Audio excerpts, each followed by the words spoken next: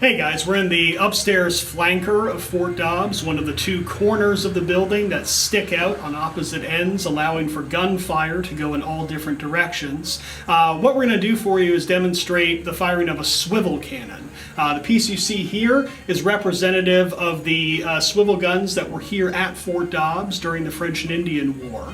A swivel gun is the smallest type of cannon that exists in the 18th century British military. It's not like a bigger gun that can shoot a 20-pound ball a mile away to destroy an enemy fort or knock a hole in a ship or something like that. It's really an anti-personnel weapon. So they're used to defend the walls of forts when the enemy gets relatively close. They don't need big cannons here at Fort Dobbs because they weren't expecting the French army itself to show up in North Carolina that these men would have to go attack. Rather, this post, when it's under attack, is going to be enveloped by American Indians who do have muskets. They have small arms, but they do not have artillery pieces. They don't have cannons of any type. So even a small swivel gun would give the men here a big advantage. And we know that there were at least 6 swivel cannons in the fort. 6 of them are sent out here with a reinforcement when the war with the Cherokee begins in 1759. There may have been more than that, more guns here already in the 3 years prior that the fort had been built.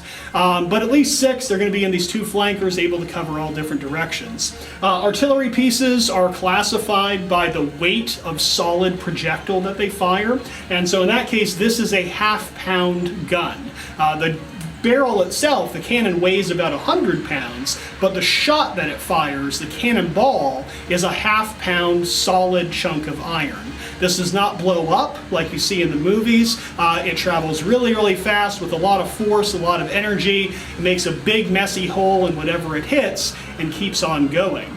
Now this will fire accurately probably to a good 300 yards, which is by far more than the range of the muskets that the individual soldiers in Fort Dobbs would be firing, and again much further than the enemy could shoot back with muskets at them. It's going to do a lot of damage. If the enemy does get close, especially if they're within, say, 50 yards of the fort, then they would switch to firing what was called grape shot. Basically, it's a paper bag, and inside of this are 12 .60 caliber lead musket balls. So it turns this little cannon into a gigantic shotgun. When the gun fires, this paper bag disintegrates, the bullets go in a big cone spraying out in all directions. You could potentially hit several people.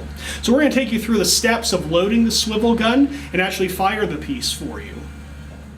So there are several steps in the process of loading and firing a swivel cannon. Like muskets, these were single-shot firearms that load from the muzzle, from the front of the barrel, which means you can only put in 1 charge of gunpowder at a time. You can't have multiple shots that you keep on discharging.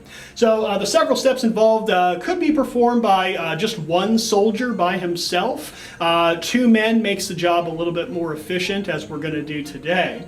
The first step in firing, if you have already been in combat, is you want to make sure that no sparks are lingering in the barrel. You don't want to put in a fresh charge of gunpowder if there's already fire in the gun's bore.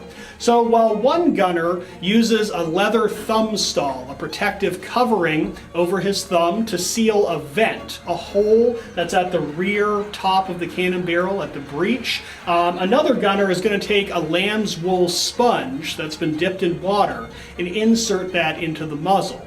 Basically, the water on the sponge will obviously help extinguish the sparks, but by covering the vent while the sponge is in the barrel, we've created a vacuum. There's no oxygen, there's no airflow, and of course fire needs air to live and to keep burning, so that takes care of that. The next step is for a gunner to go to an ammunition chest several feet away from the explosions created by the guns, and he's going to take out a paper cartridge of gunpowder already pre-measured and the projectile that they're going to fire, either the solid shot or the grape shot packet. The cartridge of gunpowder would be inserted into the muzzle first, and then the projectile on top of it, and then a wooden rammer is used to push both of those from the muzzle to the breech, the bottom end of the barrel. At that point, at the command of prime, the second gunner is going to take a long brass wire. He's going to insert that into the vent and puncture the bag of gunpowder.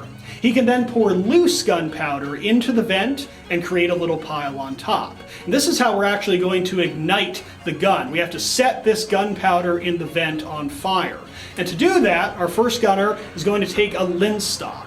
A linstock is a wooden pole that has a length of match, what we today might call fuse. It's basically a hemp cord that's soaked in one of the ingredients of gunpowder, potassium nitrate. And when touched to a candle, to a flame, this cord will burn very hot, but very slowly. It's actually called slow match in the period. And so that hot coal, when it's touched to the gunpowder on the vent, will ignite that. The fire flashes into the barrel, the main gunpowder charge explodes, and all the gases from that explosion shoot the cannonball down range at a high rate of speed.